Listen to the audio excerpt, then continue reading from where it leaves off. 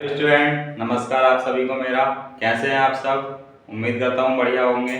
तो हमने देखा था कल एक्सरसाइज नंबर 3.2 तक, तो और हम इसी कड़ी में आज शुरू करेंगे 3.3। हाँ ठीक है, एक्सरसाइज नंबर 3.3। तो यहाँ पर मैंने इसमें जरूरत पड़ेगी प्रतिस्थापन विधि।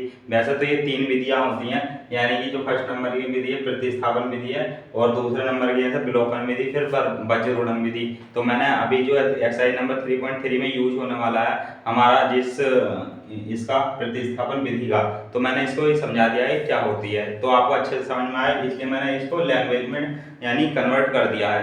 ठीक है स्टूडेंट, तो हम पहले इसको मैं बता देता हूँ आपको कि प्रतिस्थापन विधि क्या होती है, फिर हम चलेंगे अपनी एक्सरसाइज नंबर 3.3 में और करेंगे हम न्यूमेरिकल, जिसमें आपको समझ में आ जाएगा कि प्रतिस्थापन विधि का यूज कैसे करते हैं, यानी कि उसको लगाते कैसे हैं सवाल में। ठीक है, तो आइए हम देखते हैं। तो जब हम किसी समीकरण से किसी एक चर का मान निकालकर अन्य समीकरण में रखते हैं, तो इस समीकरणों को यानी कि तो इस प्रकार के समीकरणों को हल करने की प्रक्रिया जो होती है वह प्रतिस्थापन विधि कहलाती है। ठीक है स्टूडेंट, तो यानी कि अगर दो समीकरण दे रखे होंगे, मान लो x प्लस वाई और is equal to 9।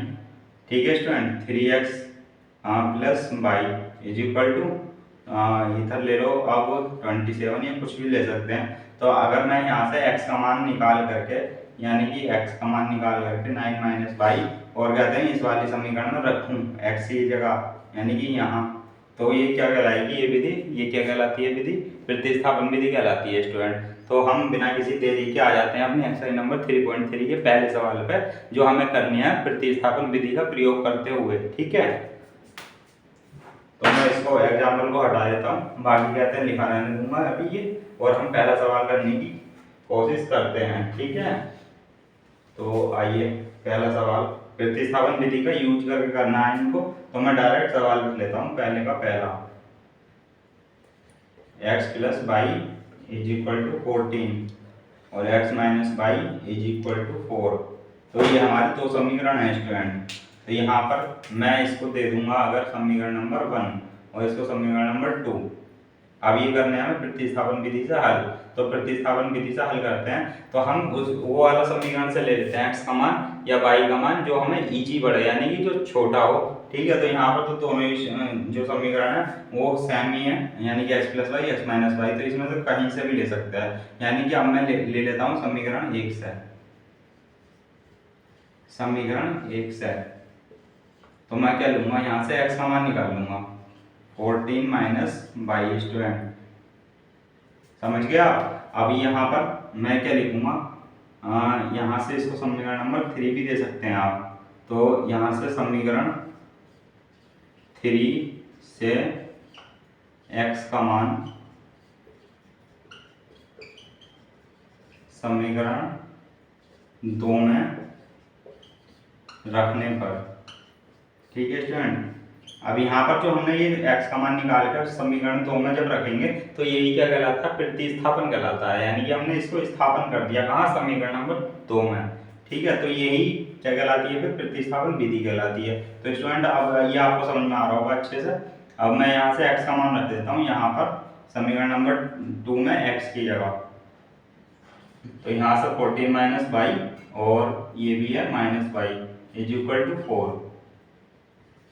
Done student, यहाँ पर minus 2y is equal to 4। अब यहाँ पर क्या है, अब 14 ये इधर ही रहेगा एक बार को, ये 4 इधर आ जाएगा और इधर 2y चला जाएगा, तो यहाँ पर ये हो जाएगा 10 इज इक्वल टू 2y। तो यहाँ पर y इज इक्वल टू कितना हो जाएगा 5। तो यहाँ से देखो अब ये y का मान आ गया है हमारा, यानी हमें x और y के मान निकालने थे, तो ये हमें प्रतिस्थापन जब करा हमने तो ये y का मान आ गया है। अब y का मान समीकरण नंबर 3 में रखने पर अब मैं यहाँ पर लिख दूंगा क्या, y का मान समीकरण 3 में रखने पर, तो यहाँ से क्या आ जाएगा स्टूडेंट, यहाँ से आ जाएगा x का मान, तो यहाँ पर x is equal to 14 minus, यानी कि ये y की जगह मैं क्या रख दूंगा 5, तो यहाँ से 5 रख देंगे तो यहाँ से क्या जाएगा 9, तो ये x इज इक्वल टू आ गया 9 हमारा। तो यही हमसे क्या पूछा गया था, यानी कि प्रतिस्थापन विधि से हल करवाया गया था हमसे, तो हमने ये प्रतिस्थापन विधि से हल कर दिया है और x और y के मान हमारे आ चुके हैं, जो है क्रमशः 9 और 5। ठीक है स्टूडेंट, तो अब ये पहला सवाल आपका यहाँ पर कहते हैं ओवर हो जाता है। अब मैं करता हूँ अपना सेकंड सवाल। तो अब हम सेकंड सवाल करेंगे, ये आपने लिख लिया होगा, अच्छे से समझ लिया होगा।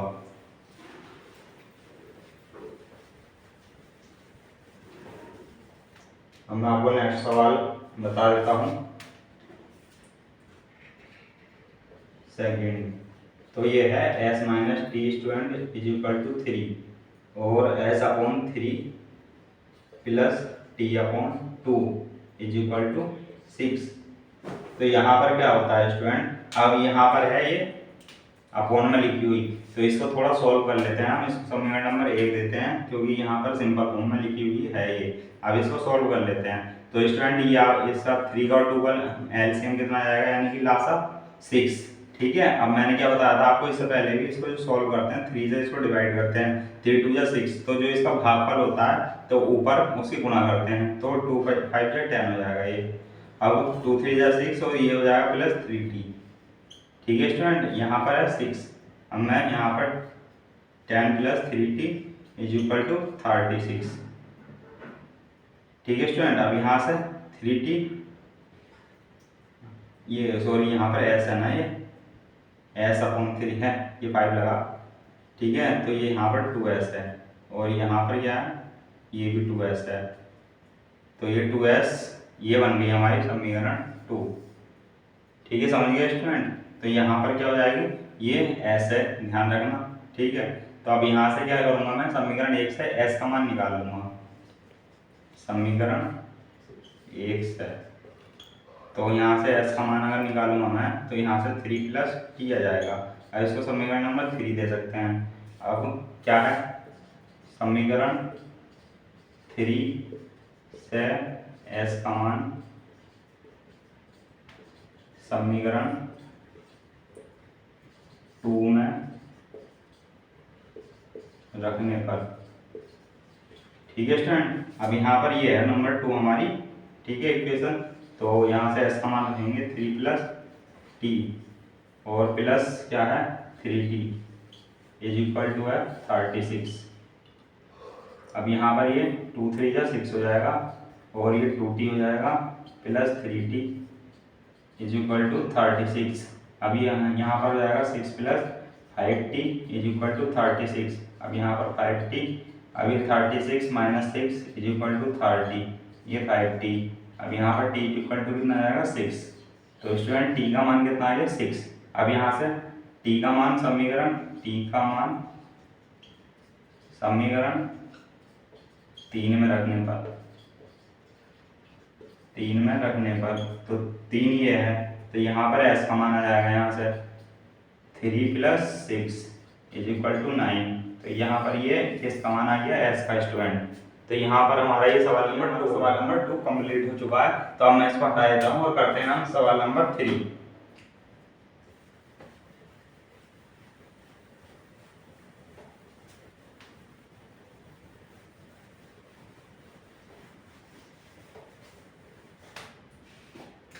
इसका थर्ड पार्ट क्या है,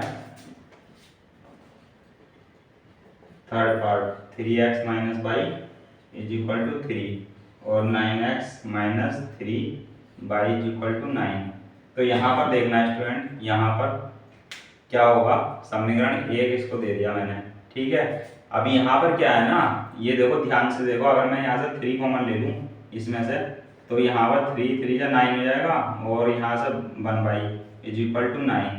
ठीक है स्टूडेंट, 3 से ये कट जाएगा 3 बार, तो ये यहाँ पर क्या है 3x minus y is equal to 3। यानी कि जो समीकरण अब हम देख सकते हैं स्पष्टता, जो समीकरण नंबर 1 है वो भी यही है और जो समीकरण नंबर 2 है वो भी यही है। यानी कि यहाँ पर क्या है, सेम है दोनों समीकरण। तो स्टूडेंट अगर सेम समीकरण होगी यानी कि क्या, एक सी, ठीक है, यूनिफॉर्म, ठीक है, एक सी अगर समीकरण होंगी हमारी दोनों, तो हमारा क्या होगा, 2 चर के मान कभी संभव नहीं होंगे। ठीक है, अगर हम निकालना भी चाहें यहाँ से तो एक चर का मान आएगा, चाहे वो x का निकाल लो या y का निकाल लो। ठीक है स्टूडेंट, तो यहाँ पर क्या होगा, इसके अपरिमित रूप से क्या हो जाएंगे, ये सारे के सारे बराबर हैं, तो ये संपाती रेखाएं हैं। ठीक है स्टूडेंट। तो यहाँ से संपाती रेखाओं में मैंने आपको जो क्या बताए थे रूल्स, जो उनकी कंडीशन थी क्या थी, अगर रेखाएं संपाती होंगी तो हमने पढ़ा था कल ही, हाँ, तो वहाँ पर संगत होते हैं हल, क्योंकि अपरिमित रूप से अनेक हल होते हैं। और क्या बताया था मैंने आपको, अपरिमित रूप से अनेक हल हो जाएंगे, रेखाएं संपाती होंगी और संगत होगा हल उसका। तो ये 3 कंडीशन थी। हम अगर यहाँ पर देखें तो ये वही बन रहा है, इसलिए अगर मैं यहाँ से जैसे आप करने की कोशिश करो, ठीक है, समीकरण 1 से, ठीक है, तो अगर मैं वहाँ से निकाल लूँगा किसका मान, x का मान निकाल लो, तो यहाँ से 3x is equal to 3 plus y हो जाएगा स्टूडेंट, और यहाँ से 3 प्लस बाई अपॉन 3, तो x का मान तो आ जाएगा स्टूडेंट ये। अगर मैं इसको अब कहाँ पर रखूँ, 2 में, ठीक है, x का मान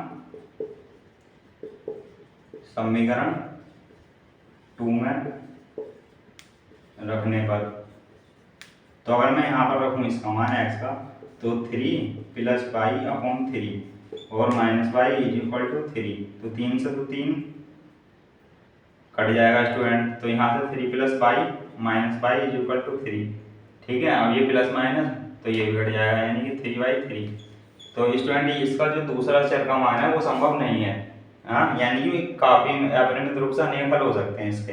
तो स्टूडेंट ये यहाँ पर हमारा इतना ही होगा, और यहाँ पर लिख देंगे हम क्योंकि रेखाएं संपाती हैं, यानी कि A1/A2, चूंकि A1/A2 और B1/B2 और C1/C2, यानी कि सारे मान क्या हैं, अनुपात बराबर है, यानी कि अगर 3 और 3 करेंगे 1 आएगा, और ये 1 यानी कि बाई करेंगे, यानी कि इसका जो गुणांक होगा वो भी 1 है, तो वो भी 1 होगा। अब ये 3 है, यहाँ पर भी 1 हो जाएगा, तो यानी कि ये सारे के सारे बराबर हैं, है ना। तो यहाँ पर लिख देते हैं, अतः रेखाएं संपाती होंगी और अपरिमित रूप से अनेक हल होंगे, ठीक है स्टूडेंट। तो यहाँ पर ये हो जाता है, तो यहाँ पर एक चर का मान तो संभव है, लेकिन दूसरे चर का मान संभव नहीं है, यानी कि, और वो भी क्या है, चर के मान में ही संभव होगा, यानी कि जो उसका क्या होता है, अचर के पद में, अचर के पद में संभव नहीं है, ठीक है। तो ये हमारा तीसरे का जो है कंप्लीट क्या हो जाता है, एक्सप्लेनेशन। अब हम फोर्थ पार्ट की तरफ चलते हैं, ये समझ में आ गया होगा आपको ये सवाल क्या कहना चाह रहा था हमसे, है ना।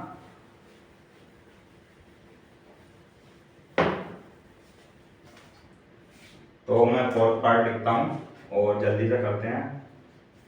0.2x plus 0.3 y is equal to 1.3, और यहाँ पर 0.4x और plus 0.5 y is equal to 2.3।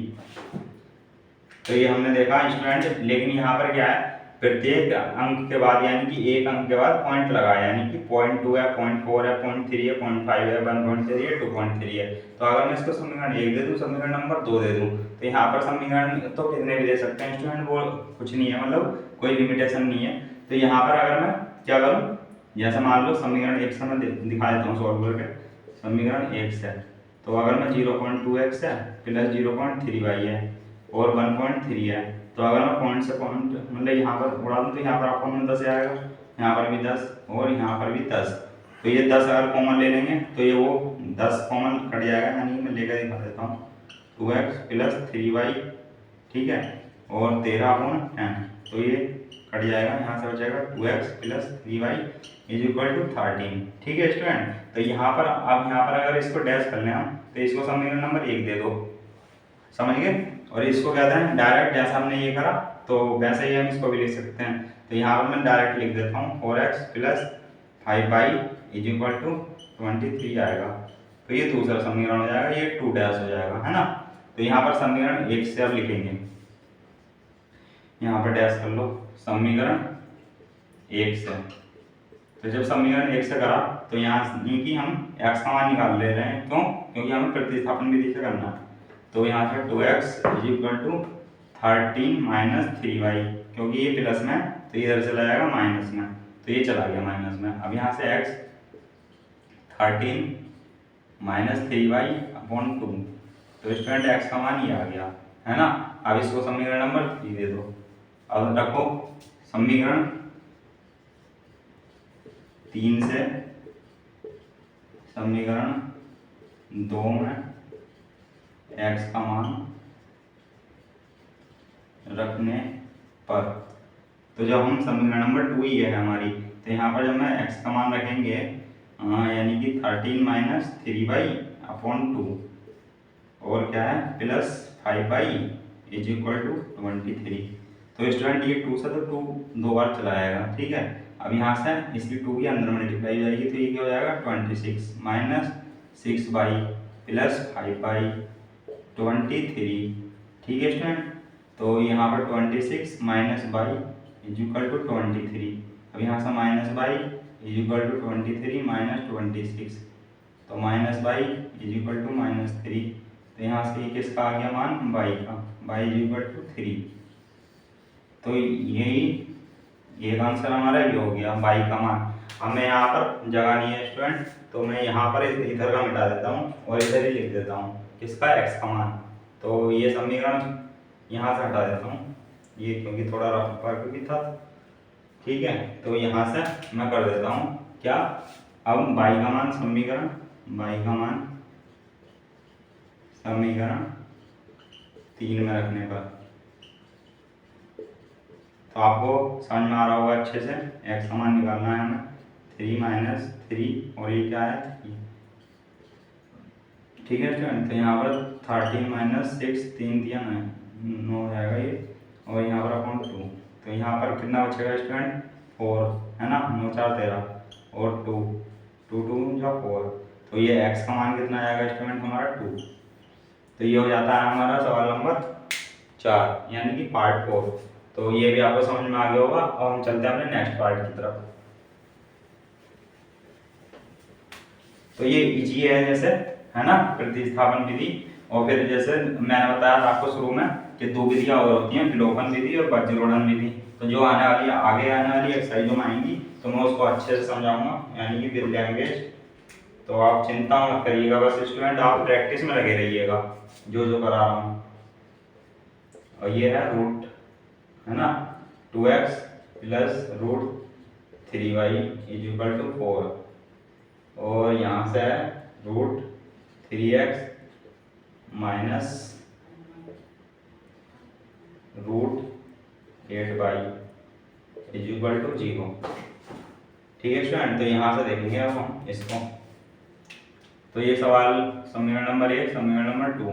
अब समीकरण 1 से, ठीक है, यहाँ से x का मान ले लेता हूँ मैं। तो अगर ये इधर जाएगा स्टूडेंट तो क्या हो जाएगा, ये माइनस का √3y, और ये क्या हो जाएगा अपॉन में √2, है ना। तो यहाँ से क्या आ जाएगा, ये आ जाएगा। अब इसका मान किस में रखेंगे आप, समीकरण नंबर 2 में। तो इसको दे दो समीकरण नंबर 3। x का मान समीकरण 2 में रखने पर, तो स्टूडेंट ये आ जाएगा। अब यहाँ से √3 बाहर, x का मान -√3/2, यानी कि ये भी रूट में है ना। और यहाँ से अब ब्रैकेट -√8y = 0 स्टूडेंट, समझ गए स्टूडेंट।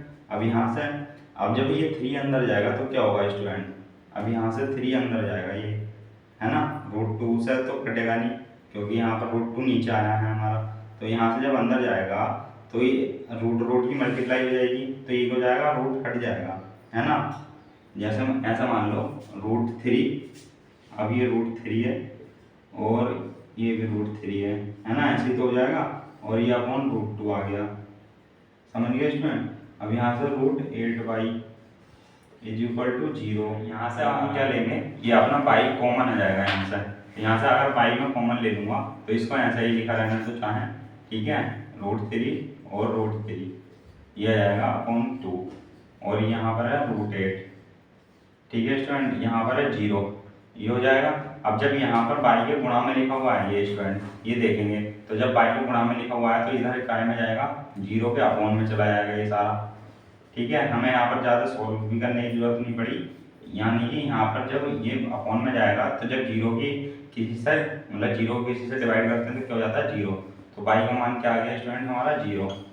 ठीक है, अंडरस्टैंड। अब यहाँ पर बाई का मान किस में रख देंगे हम, यानी कि ये समीकरण नंबर 3 में। तो मैं यहाँ पर जगह नहीं है, यहाँ नहीं कि इसको मिटा देता हूँ मैं, है ना, फिर करेंगे हम। और तो यहाँ पर रखेंगे यानी कि बाई का मान समीकरण 3 में रखने पर ये हो जाएगा। तो यहाँ पर जब 3 में रखेंगे तो x इज इक्वल टू √3/2। अब यहाँ पर है जीरो, तो ये भी जीरो हो जाएगा। तो स्टूडेंट यहाँ पर से क्या हो जाएगा, x का मान भी जीरो हो जाएगा और y का मान भी जीरो हो जाएगा। तो ये आपको अच्छे से समझ में आया होगा। अब हम चलते हैं अपने नेक्स्ट पार्ट की तरफ।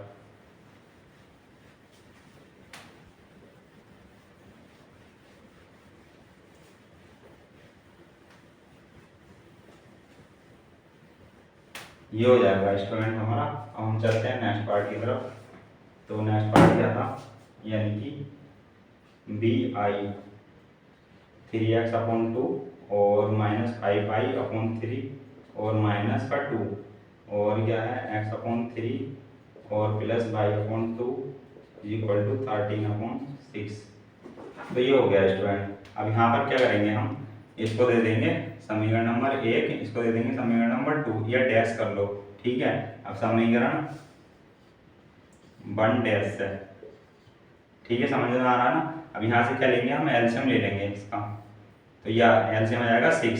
अब 2 3 या 6, 3 या 9, तो ये हो जाएगा 9x माइनस 3 2 या 6, 2 5 या 10। तो यहाँ से हो जाएगा ये माइनस का 2। तो यहाँ से हो जाएगा 9x minus 10y is equal to minus का 12।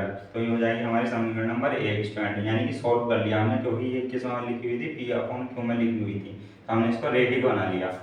अब समीकरण 2 डैश से अब हम यहाँ पर भी क्या करेंगे, एलसीएम ले लेंगे। तो यहाँ पर भी 6 आ जाएगा, 3 2 या 6 यानी कि 2x प्लस 2 3 या 6 यानी कि 3y अपॉन 13/6 ये हो जाएगा। अब यहाँ से 6 से 6 कट जाएगा, तो ये 2x plus 3y is equal to 13। तो ये हो जाएगी हमारी समीकरण नंबर 2। ठीक है स्टूडेंट। अब यहाँ से समीकरण नंबर 1 से ले लो x का मान, क्योंकि हमें किससे करना है, प्रतिस्थापन विधि से, या समीकरण नंबर 2 से ले लो, किसी से भी ले सकते हैं x का मान, या y का मान कुछ भी ले सकते हैं पहले, है ना। तो यहाँ पर समीकरण नंबर 1 से मैं x का मान ही ले लेता हूँ, समीकरण 1 से। तो ये हो जाएगा 9x is equal to minus का 12 और प्लस 10y और यहाँ से x माइनस का 12 प्लस 10y और अपॉन 9। तो ये क्या आ गया, x का मान आ गया स्टूडेंट।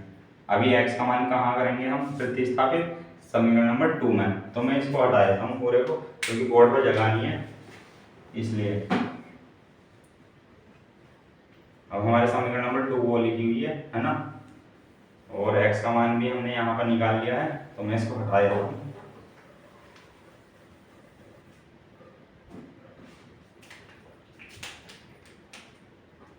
x का मान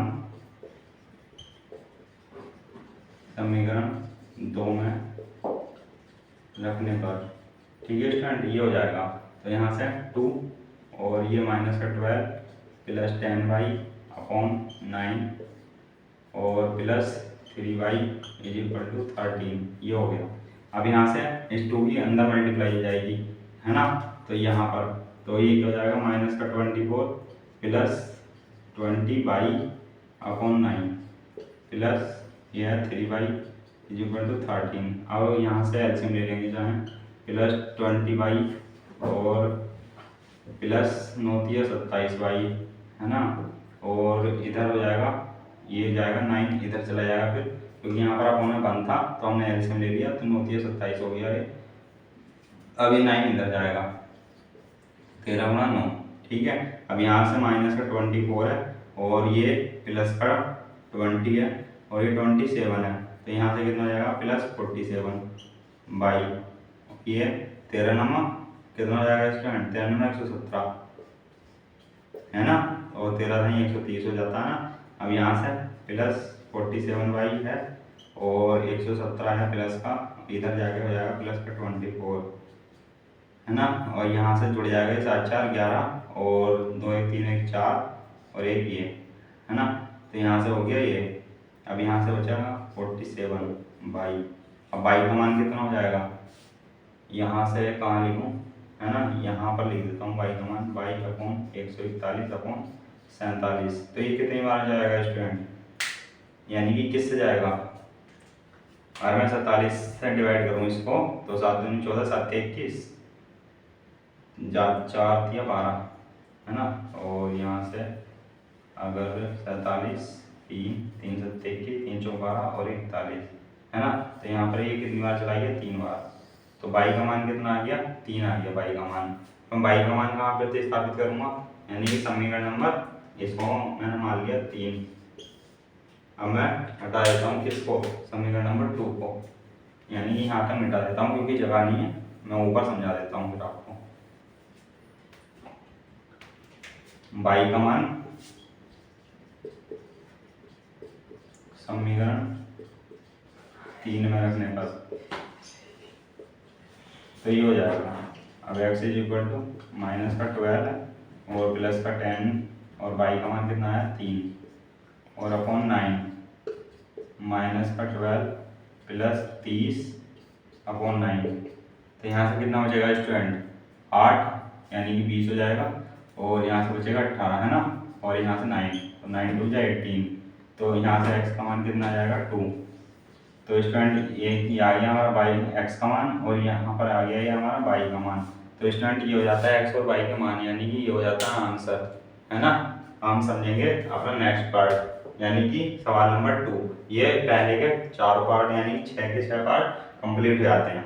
अब हम चलेंगे अपने सेकेंड सवाल की तरफ। तो मैं इसको पूरे को मिटा देता हूँ, ये भी लिख लिया स्टूडेंट आपने।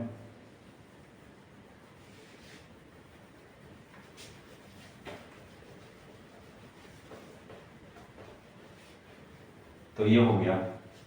हम चलते हैं अपने नेक्स्ट पार्ट की तरफ। अभी इसमें भी क्या है, 2 समीकरण दे रखी है हमारे, जो सवाल नंबर 2 है। सवाल नंबर 2 में 2 समीकरण दे रखी है हमें, यानी कि पहली है 2x plus 3y is equal to 11 और 2x minus 4y is equal to minus का 24। अब इसमें क्या कहा गया है स्टूडेंट, 2 समीकरण दे रखे हैं इसमें, तो जो मैंने आपके बोर्ड पर लिख दिए हैं आपके लिए, इनको हल करना है और m का वह मान ज्ञात करना है जिसके लिए, है ना, जिसके लिए m बराबर mx प्लस 3 हो।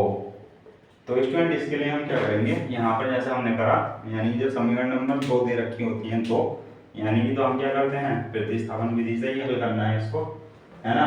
प्रतिस्थापन से भी कर सकते हैं या जिसमें लिखा नहीं होगा तो उसको किसी से भी कर सकते हैं, लेकिन ये जो एक्सरसाइज हमारी प्रतिस्थापन विधि वाली है तो हम प्रतिस्थापन से ही करेंगे। तो जब y का और x का मान निकाल लेंगे हम, तो उसको कहाँ रख देंगे, समीकरण नंबर इसमें, यानी कि इसको अगर मैं 3 दे दूं तो ये समीकरण नंबर 3 है, तो जब y और x का मान निकाल लेंगे तो समीकरण नंबर 3 में रख देंगे। तो हम देखेंगे यहाँ से, है ना। अब समीकरण नंबर 2 से ले लेता हूँ मैं x का मान, समीकरण 2 से यहाँ से 2x इज इक्वल टू ये हो जाएगा माइनस का 24 है ना, और ये हो जाएगा प्लस का 4y है। अब इसको मैं 2x यानी इधर x और माइनस का 24 प्लस 4y, है ना, और यहाँ से 2, तो ये क्या आ गया, x का मान आ गया। अब मैं x का मान कहाँ प्रतिस्थापित करूँगा, समीकरण नंबर 1 में, समीकरण नंबर 1 से। अब यहाँ से x का मान माइनस का 24 प्लस 4y अपॉन 2 और प्लस 3y इक्वल टू 11, 2 से 2 चलाएगा, ठीक है मैं दोस्त, प्लस 4y और plus 3y is equal to 11। तो ये हो रहा है हमारा। अब यहाँ पर ही लिख देता हूँ मैं, माइनस का 24 plus 7y is equal to 11, plus 7y है 11 है, प्लस 24 आ जाएगा, इधर आ जाएगा तो 5 हो जाएगा, 3 हो जाएगा, 7y हो जाएगा, y इज इक्वल टू आ गया 5, ठीक है। अब y का मान इसको दे दो समीकरण नंबर 4, तो y का मान समीकरण 4 में रखने पर, 4 में रखने पर ये हो जाएगा, है ना। अब यहाँ से रख देते हैं y का मान समीकरण नंबर 4 में, माइनस का 24 है प्लस 4 और ये कितना आया 5 आया और ये 2 आया है, तो माइनस का 24 प्लस 5 चौक 20 अपॉन 2, ये क्या है माइनस का 4 बचेगा यहाँ से अपॉन 2 है, 2 2 जा 4, तो यहाँ से x का मान कितना आ गया, है ना, x का मान आ गया -2। तो ये किसका मान हो गया, x और y के मान हो गए, है ना।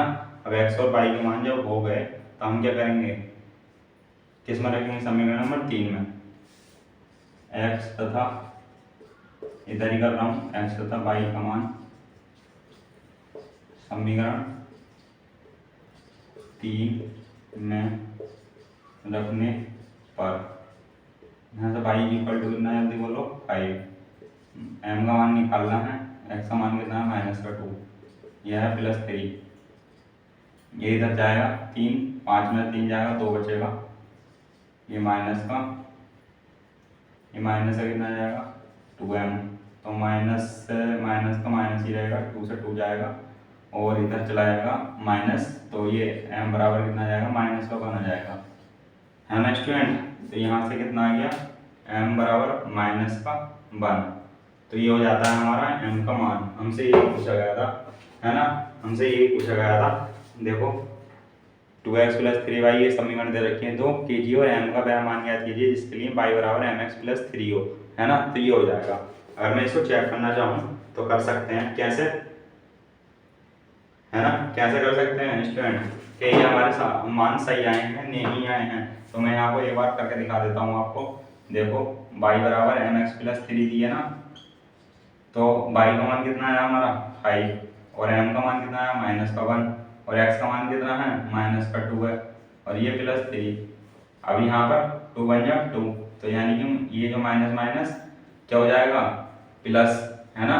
तो ये 2 और ये +3, ये 5 है, तो ये = 5 आ गया। तो स्टूडेंट इससे हमारा ये क्या हो जाता है, प्रूफ भी हो जाता है कि हमारा जो m का मान आया है वो सही है, ठीक है।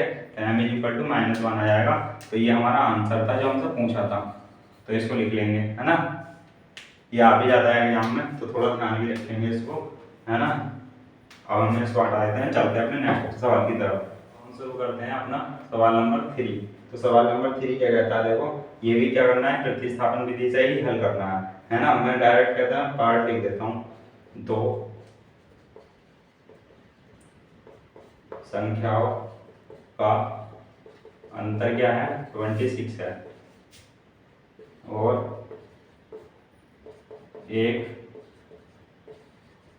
एक संख्या क्या है, दूसरी संख्या की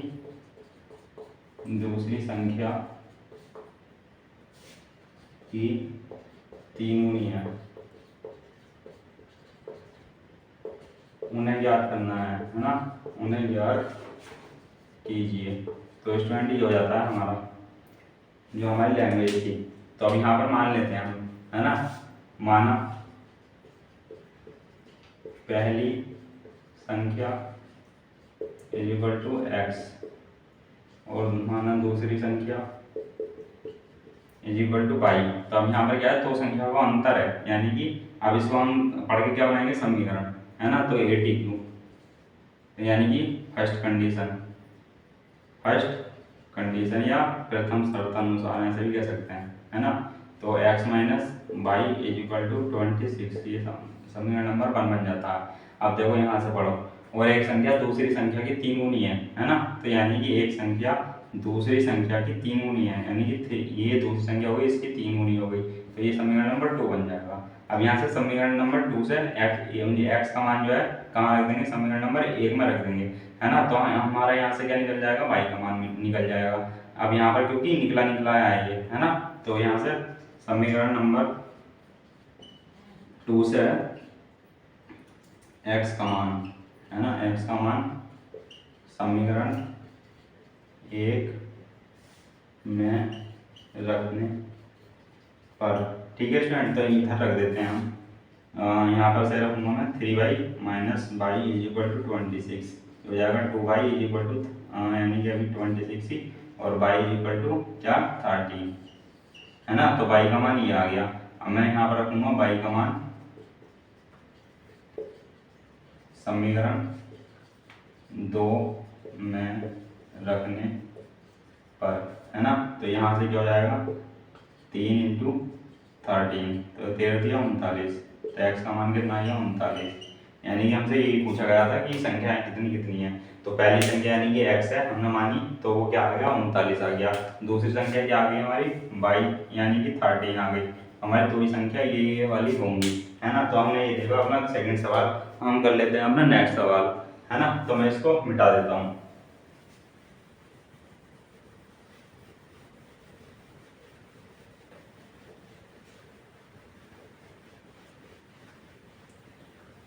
तो ये हो जाएगा स्टूडेंट, है ना। इसलिए वीडियो लंबी हो जाती है, क्योंकि स्टूडेंट मैं कोशिश करता हूँ एक एक्सरसाइज एक ही बार में खत्म करा दूँ, क्योंकि हमें अपना सिलेबस के अकॉर्डिंग ही चलना है और फिर थोड़ा एंड में जाकर हम प्रैक्टिस भी करेंगे, इसलिए, है ना। तो मैं इसलिए जल्दी जल्दी सिलेबस कवर करा रहा हूँ आपका, हाँ, बोर्ड एग्जाम को देखते हुए। तो अब हम देख लेते हैं, अगर यहाँ पर 2 देखा जाए तो, और स्टूडेंट ये इंपॉर्टेंट है, ये आ जाता है ना।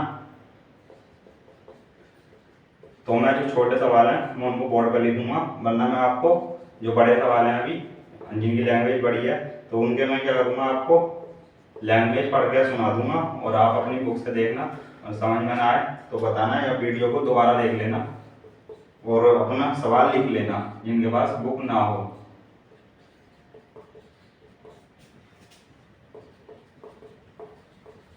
छोटे कोण से 18 डिग्री, मैं यहाँ पर डिग्री ना लिख के डिग्री का साइन लगा देता हूँ। डिग्री अधिक है उन्हें ज्ञात करना है ना स्टूडेंट, उन्हें ज्ञात कीजिए। तो ये है सवाल की लैंग्वेज, ये है। तो दो समपूरक कोण है यहाँ, बड़ा कोण छोटे कोण से 18 डिग्री अधिक है स्टूडेंट। तो यहाँ पर सबसे पहले तो मैं आपको बता देना चाहता हूँ, यहाँ पर एक बार नोट लिख लीजिए आप, जो पूरक कोण क्या होते हैं, है ना। पूरक कोण, तो पूरक कोण ये होते हैं अगर किन्हीं दो कोणों का मान θ1 प्लस θ2, तो क्या मान, इनका मान अगर 90 डिग्री आता है तो ये पूरक कोण होते हैं, है ना स्टूडेंट।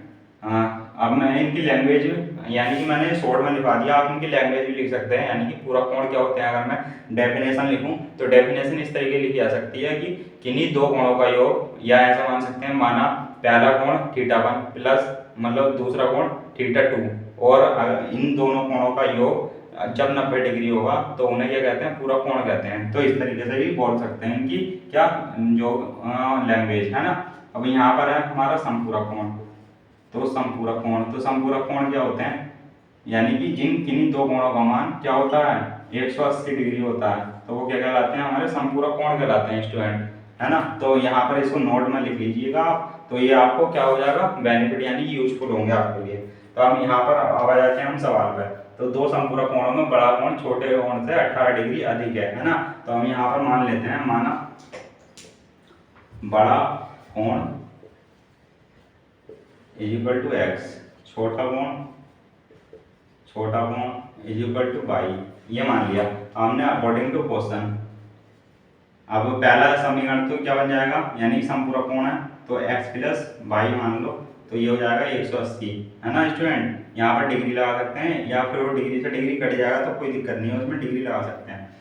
और बड़ा कोण छोटे कोण से 18 डिग्री अधिक है, यानी कि बड़ा कोण ये है और छोटे कोण से कितने डिग्री अधिक है, ये वाई प्लस 18, है ना। तो ये बन गई हमारे समीकरण नंबर 1, और समीकरण नंबर अगर 2 देना, 1 मिनट रुको, इसको यानी कि चर एक तरफ कर लेते हैं, अचर एक तरफ, तो यानी कि ये x minus y is equal to 18 degree आ जाएगा। अब हम इसको देते हैं समीकरण नंबर 2, समझ गए स्टूडेंट। अब हम क्या करेंगे, यहाँ पर प्रतिस्थापन विधि से ही करेंगे, है ना। तो इसको चलो 2 डैश ही कर लो, इसको 2 ही कर लो, क्योंकि यहाँ पर x मान निकला हुआ है हमारा, है ना। जब निकला हुआ था हम यहाँ से डायरेक्ट ही रख देंगे, समीकरण 2 से x का मान समीकरण 1 में रखने पर, ठीक है स्टूडेंट, ये हो जाएगा। अब यहाँ से रख देता हूँ मैं y plus 18 is equal to plus y is equal to 180 degree, है ना। ये हो जाएगा 2y 180 डिग्री माइनस 18 और इज इक्वल टू ये हो जाएगा 2y ही चलेगा। अब इसमें से 18 जाएगा, 10 में से 8 गया 2 बचेगा स्टूडेंट, 7 में से 1 गया 6 बचेगा स्टूडेंट, यहाँ पर 1, ठीक है, समझ गए स्टूडेंट। तो 162 आ गया। अब यहाँ से y का मान कितना आ जाएगा, 162 अपॉन 2, 2 अट्ठे 16, 2 दूनी 2, यहाँ से 81 डिग्री क्या आ गया, किसका मान आ गया, y का मान आ गया, है ना। अब y का मान किस में रखेंगे हम, y का मान समीकरण इसमें रख देंगे 2 में, बाई का मान समीकरण 2 में रखने पर, तो x का मान आ जाएगा यहाँ से 81 प्लस 18, है ना। बाई का मान रख दिया हमने, ये x का मान आ जाएगा 9 और 9, ये 9 डिग्री के। तो स्टूडेंट ये क्या हो जाएगा हमारा, जल्दी बताओ क्या हो जाएगा हमारा। x और y के मान आ चुके हैं हमारे, यानी कि छोटे और बड़े कोण के मान आ चुके हैं हमारे। तो बड़ा कोण क्या है x, यानी कि ये निकाला हमने 99 डिग्री, ये हमने क्या निकाला 81 डिग्री, 81 डिग्री। तो ये क्या हो जाते हैं हमारे आंसर हो जाते हैं, है ना। तो आप इसको ध्यान में रखेंगे, ये इंपॉर्टेंट सवाल है, आ ही जाता है। तो अब हम इसको हटा देते हैं, हम चलते हैं नेक्स्ट पार्ट की तरफ।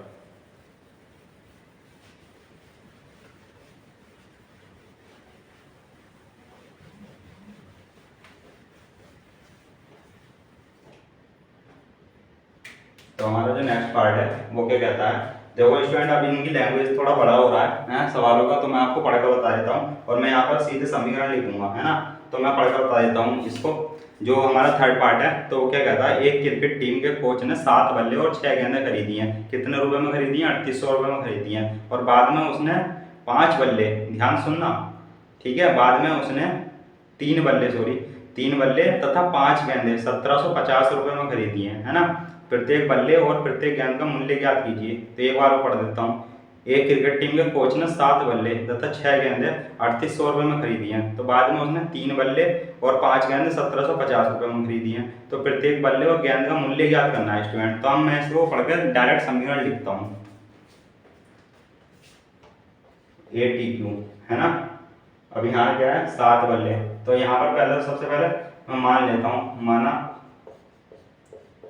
एक बल्ले की कीमत x रुपये, ठीक है। एक अब गेंद की कीमत इज इक्वल टू बाई, है ना। अब लिख लेता हूँ मैं ATQ। तो अब ATQ के हिसाब से क्या जाएगा, 7 बल्ले हैं और 6 गेंदें हैं और इक्वल टू इसकी कीमत दे रखी है 3800 रुपये, है ना स्टूडेंट।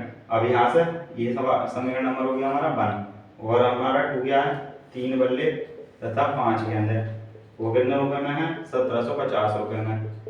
ये समीकरण नंबर 2 हो गया। अब हम इसको प्रतिस्थापित विधि से हल करके क्या निकालना है, यानी कि एक बल्ले की कीमत निकालनी है और गेंद की कीमत निकालनी है। तो मैं समीकरण नंबर 1 से ही ले लेता हूँ।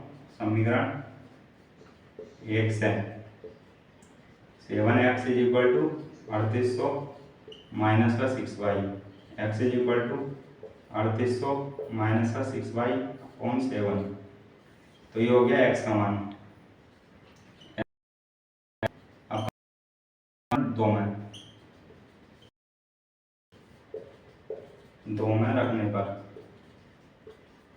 ये हो जाएगा स्टूडेंट। तो अब मैं जब 2 में रखेंगे तो यहाँ से ही करता हूँ बिल्कुल 3 और यहाँ से x का मान 3800 माइनस 6y अपॉन 7, ठीक है स्टूडेंट। और यहाँ से plus 5y is equal to 1750, ठीक है, समझ में आ रहा होगा आपके। आप मैं 3 के अंदर मल्टीप्लाई करने जा रहा हूँ, 3 0 0 3 0 0, 3 8 24 का 4, 2 यहाँ से 3 3 9 2 11, ठीक है स्टूडेंट। और 6 3 6 18, ये हो गया, है ना। और plus 5y is equal to 1750। अब इसका एलसीएम अगर लें तो 11400 माइनस 18y और प्लस 7 पंजे 35y और इधर हो जाएगा मल्टीप्लाई, यानी कि 7 गुणा 1750, ये हो जाएगा स्टूडेंट। तो अब यहाँ पर हम सॉल्व कर लेते हैं। 11400 आ रहा है और यहाँ से अगर मैं 35 में से 18 माइनस करूँ तो कितना आ जाएगा स्टूडेंट, यानी कि 5 में 60 जाएगा नहीं, इधर बोलेंगे 15 में 60 जाएगा, कितना बचेगा 8 7 15 होता है ना। तो यहाँ से बचेगा 7, यहाँ से 2 बचेगा, 2 में से बन जाएगा 1, तो यहाँ से ये हो जाएगा। अब किसका साइन आएगा, ये प्लस का साइन आ जाएगा, है ना, क्योंकि साइन प्लस का बड़ा है। तो किसका बचेगा, यानी 17y किसका बचेगा, प्लस का बचेगा। अब 7 से मल्टीप्लाई करते हैं इसकी, 7 से 7 0 और 7 पंजे 35 और 7 7 49 और 3 52, 52 का 2 5 यहाँ से 7 7 5 12, तो ये आ जाएगा। अब यहाँ से 17y बचेगा और ये 12 122 50 माइनस 11 400, है ना। अब यहाँ से 0 में 0 जाएगा 0, 5 में से 0 जाएगा तो यानी कि 5 ही बचेगा, है ना। 5 में से 0 जाएगा 5 ही बचेगा। अब यहाँ से 12 में 4 जाएगा 8 बचेगा, 12 में से यानी कि यहाँ पे 2 में से, है ना, 2 में से 4 नहीं जा सकता तो इधर बोलेंगे तो 12 में 4 जाएगा 8 बचेगा। अब यहाँ बचा 1 और ये भी 1, 1 में से 1 जाएगा 0 यानी कि ये भी 0। यहाँ से कितना आ गया 850 और यहाँ से 17y। अब y इज इक्वल टू 85, 17 तो y इज इक्वल टू आ गया 50। ठीक है स्टूडेंट। अब मैं y का मान कहाँ रखूँगा, x में रखूँगा, तो मैं यहाँ पर इसको हटा देता हूँ, यहाँ पर ही रख दूँगा।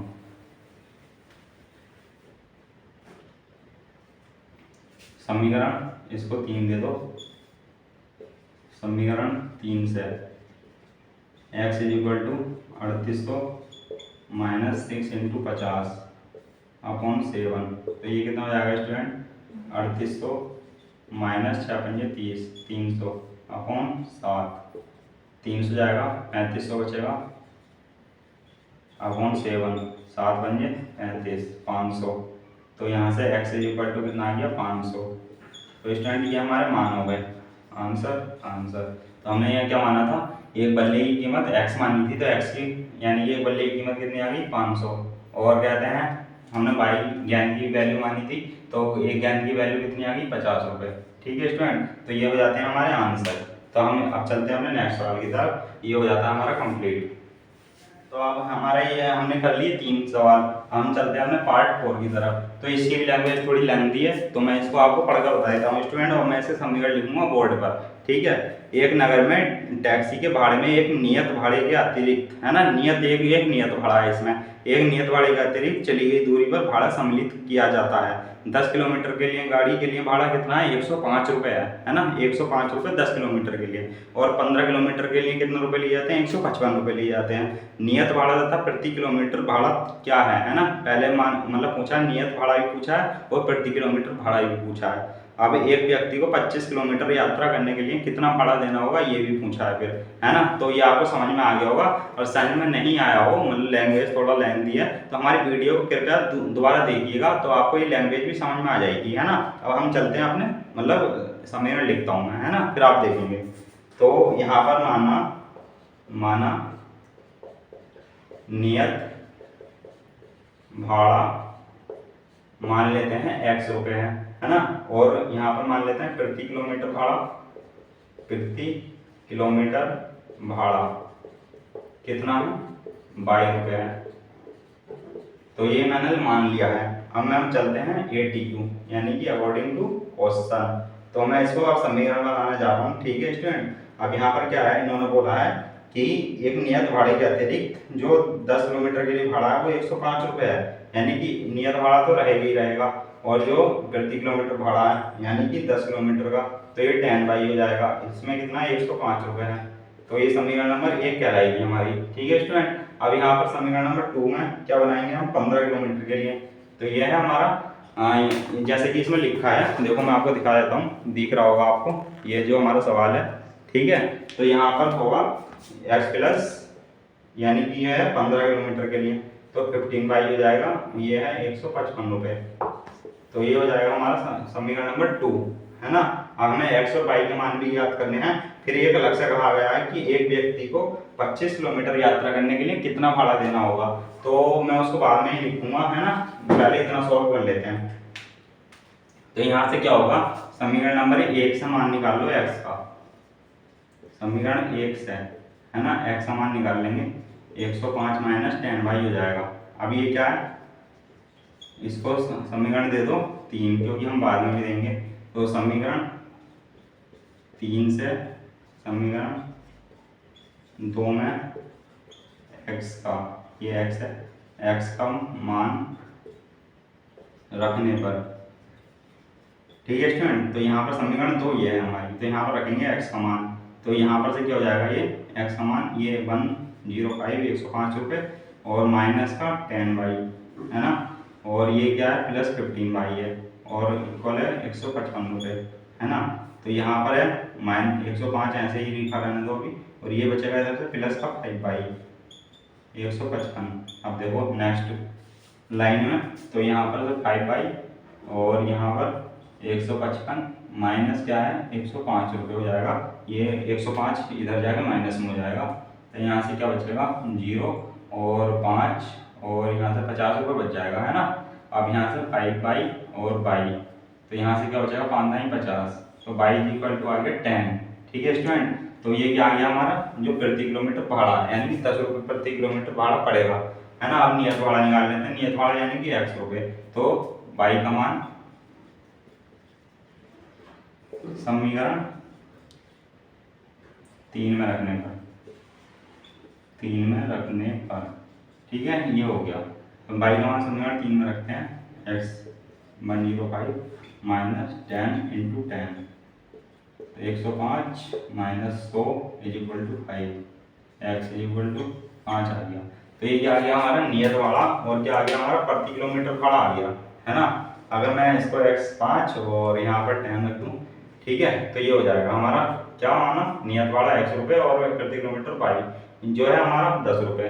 तो मैं इसको आपको बताऊंगा कि हम आपको जो अपने आंसर है हमारा उसको सेटिस्फाइड यानी कि प्रूफ भी कर सकते हैं। हम प्रूफ कैसे करेंगे वो मैं आपको मतलब अभी बताऊंगा, अगले स्टेप में बताऊंगा हैं कैसे कर सकते हैं हम प्रूफ। यानी कि हम जो परीक्षा में जो हम कर रहे होंगे तो हमें कहीं डाउट भी हो सकता है कि हमारा जो आंसर है एक्स और वाई के मान आए हैं वो कहीं गलत ना हो, है ना। तो हम उसे वो प्रूफ भी करके दिखा देंगे। पहले जो हमारा जो एक अंतिम क्या दे रखी थी, लाइन दे रखी थी उसमें, है ना, तो उसको देख लेते हैं क्या दे रखी थी।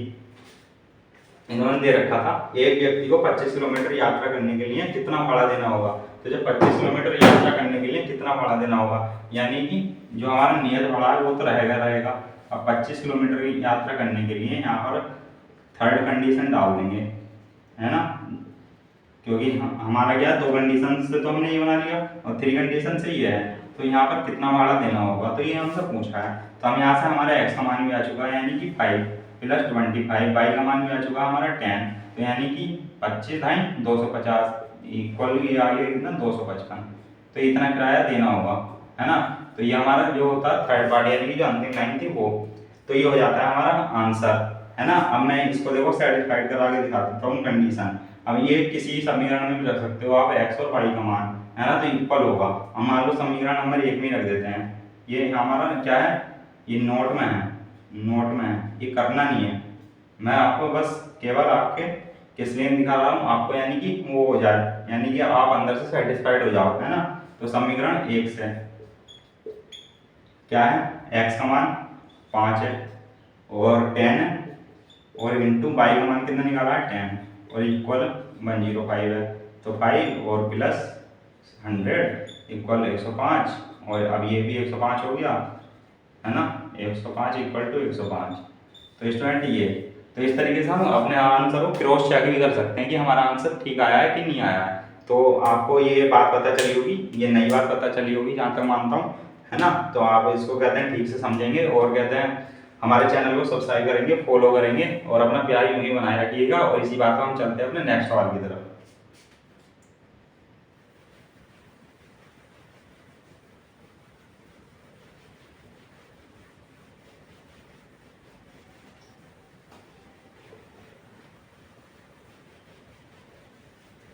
तो ये हो जाता है हमारा सवाल। हम चलते हैं नेक्स्ट पार्ट की तरफ इसके।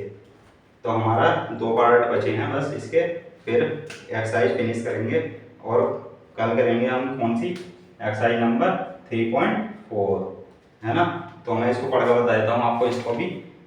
यदि किसी भिन्न के अंश में, है ना, तो मैं पहले भिन्न मान लेता हूँ। माना भिन्न, आपको पता है भिन्न कैसे होती है, p बड़ी q के रूप की होती है। तो माना भिन्न, एक भिन्न मैं मान लेता हूँ x अपॉन y है ना, ये मान लिया हमने। तो ये कह रहा है यदि किसी भिन्न के अंश और हर में 2 जोड़ दिया जाए तो वह कितनी हो जाती है 9/11 हो जाती है, यानी कि 9/11 हो जाती है।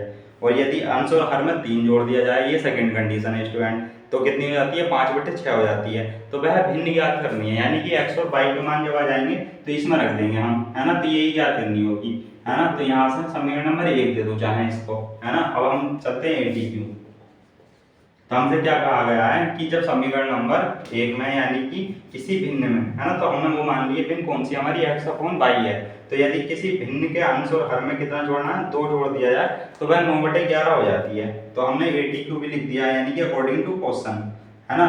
तो x प्लस 2 और y प्लस 2 तो कितनी हो जाती है, 9/11 हो जाती है ना। तो ये कंडीशन नंबर मतलब समीकरण नंबर 2 बन गई, क्योंकि हमने 1 इसको दे दिया। अब हम चलते हैं हम सेकंड कंडीशन जो सवाल के अकॉर्डिंग दी है इन्होंने। अब किसी भिन्न के अंश और हर में 3 जोड़ दिया जाए तो वह कितनी हो जाती है, 5/6 हो जाती है। तो अब x plus 3 y plus 3 is equal to कितनी हो जाती है, 5/6 हो जाती है। तो मैं इसको दे दिया मैंने 3 कंडीशन, यानी तीसरी कंडीशन तो ये है। तो वह भिन्न ज्ञात करनी है हमसे पूछा गया है। तो हम इसको भिन्न को ज्ञात करेंगे, ठीक है। पहले तो इसको डैश डैश कर देता हूं मैं, क्योंकि क्या करना पड़ेगा हमें, इसको पहले रैखिक बनाना पड़ेगा। समीकरण 2 डैश है, तो यहाँ से x प्लस 2 है और ये है। तो इसकी देखो स्टूडेंट, यहाँ पर क्या हो जाएगी, क्रॉस गुणन हो जाएगा, है ना। तो यानी कि 11x plus 22 is equal to 9y plus 9 दूनी 18। तो 11x माइनस 9y और 18 माइनस का 22, 11x माइनस का 9y, ये कितना बचेगा, माइनस का 4, है ना। तो यहाँ से हो गया। अब इसको समीकरण नंबर 2 इसको दे दो अब। तो ये कौन सा हो गया हमारा, समीकरण नंबर 2 हो गया। तो ये हो गया। अब समीकरण नंबर 3 डैश है। अब इसका भी क्रॉस गुणन कर दो, 6x यानी कि इधर, तो इसकी 6 की पहले x होगी तो 6x हो जाएगा। अब 6 की 3 से होगी तो 6 18 हो जाएगा। अब इक्वल का साइन लगा दो, इक्वल है तो। अब इसकी 5 की यानी कि ये वाला टर्म इधर चला जाएगा, उठ गया, तो 5 की इधर हो जाएगी। तो ये क्या हो जाएगा, 5y प्लस 5 या 15, है ना। अब ये 6x, अब ये 5y इधर जाएगा, 5y और 15, अब ये 18 इधर चला जाएगा, minus 6x minus 5y minus का 3। तो ये समीकरण नंबर हो जाएगा हमारा 3, है ना। तो ये आपको अच्छे से समझ में आ रहा होगा। और हम चलते हैं अपने, यानी कि समीकरण नंबर 2 से क्या निकाल लूँगा मैं, x का मान। समीकरण 2 से x का मान, तो यहाँ से हो जाएगा 11x इज इक्वल टू -4 और प्लस 9y, है ना, और x is equal to -4 plus 9y upon 11।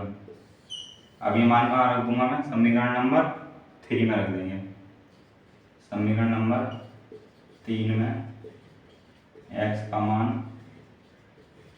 रखने पर, ठीक है स्टूडेंट, अब मैं यहाँ पर रख देता हूँ -4 प्लस 9y अपॉन 11 और -5y इज इक्वल टू -3। ये हो गया। अभी ये 4 के अंदर 6 के अंदर मल्टीप्लाई, 6 चौक 24 और 9 छींक 54 बाई -5y, यानी कि एलसीएम भी ले ही लेता हूँ मैं हैंड टू हैंड स्टूडेंट, यानी कि ये है पहले से लिखा हुआ अभी फिलहाल, ठीक है। तो 11 पंजे 55 हो जाएगा इधर, 55 बाई है ना, और ये 11 इधर चला जाएगा तो ये हो जाएगा 11 3 33, समझ गए, माइनस का 24 और ये प्लस 54 बाई -55 बाई। ये हमारा यहाँ पर ये माइनस का चल रहा है, लेकिन यहाँ पर ये छूट गया तो यहाँ पर -3, उसी वजह से गड़बड़ हो जाता है। तो साइन का पोजीशन 33 और ये प्लस का 24 जाएगा इधर, तो 24 यानी कि इसका बचेगा -9 और माइनस का बाई, तो ये कट जाएगा, बाई इक्वल टू 9 आ गया। तो ये हमारा बाई आ गया, यानी कि हर आ गया। अब हम वहाँ रखेंगे 4 में, समीकरण नंबर 4 से। तो यहाँ से x का मान इज इक्वल टू -4 प्लस 9 और यहाँ पर भी 9 है हमारा अपॉन 11। तो यहाँ पर -4 प्लस 9 81 और 11, है ना, और यहाँ पर अभी जाएगा माइनस, तो यहाँ पर ये कितना बचेगा 77, है ना। तो यानी कि 81 में 4 जाएगा 77, तो अपॉन में 11 है, 11 7 77। तो यानी कि x का मान आ गया, यहाँ पर से मैं लिख देता हूँ 7। तो अतः स्टूडेंट हमारी जो भिन्न आ चुकी है हमारी, यहीं पर लिख देता हूँ, फिर मैं मिटा दूंगा पूरा। अतः भिन्न कितनी आ गई हमारी स्टूडेंट, यानी कि 7 और upon 9, x y is equal to 7 upon 9। तो स्टूडेंट यही हमसे पूछा था जो भिन्न है ना, तो ये हमारी भिन्न आ जाती है स्टूडेंट। हाँ, मैं इसको स्किप नहीं कर रहा बिल्कुल भी, आपको कहते हैं गलती बता दी यहाँ से मैंने। हाँ, माइनस का 33 आया इसलिए, यानी कि ये माइनस छूट गया था हमसे तो प्लस 33 हो गया था, तो उसकी वजह से क्या हुआ था हमारा ये आंसर यानी कि बाई का मान भी गलत आ गया था। तो स्टूडेंट अब हम चलते हैं अपने नेक्स्ट सवाल की तरफ, है ना। तो ये हमारा हो गया है।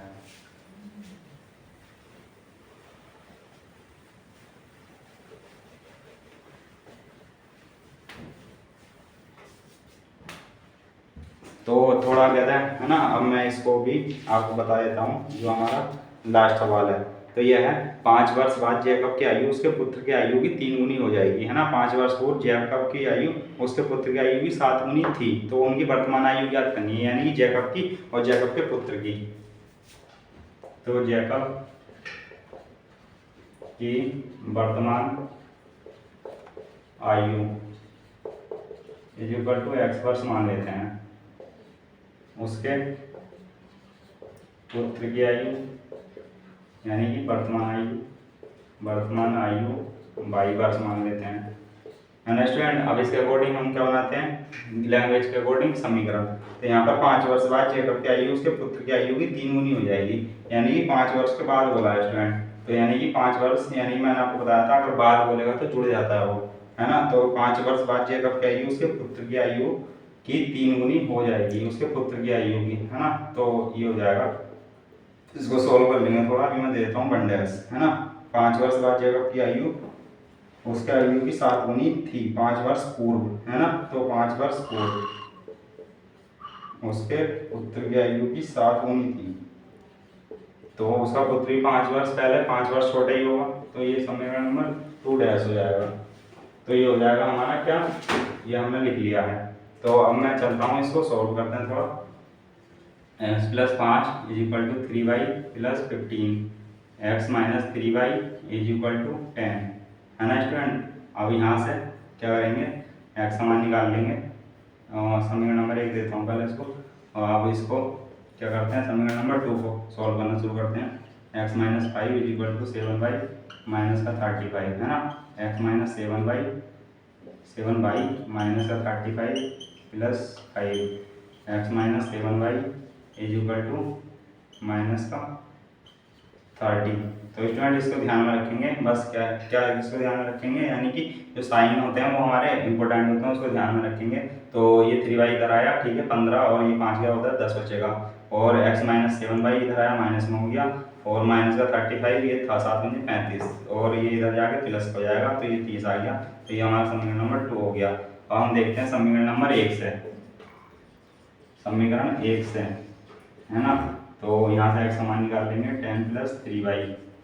अब इसको क्या रखेंगे, समीकरण 2 में रखने पर, समीकरण 2 में रखने पर, तो समीकरण नंबर 2 क्या है, ये है हमारा x का मान निकाला है हमने, तो 10 प्लस 3y और माइनस का 7y और इक्वल टू माइनस का 30। तो मैंने रख दिया ये समीकरण नंबर 2 में, ठीक है स्टूडेंट।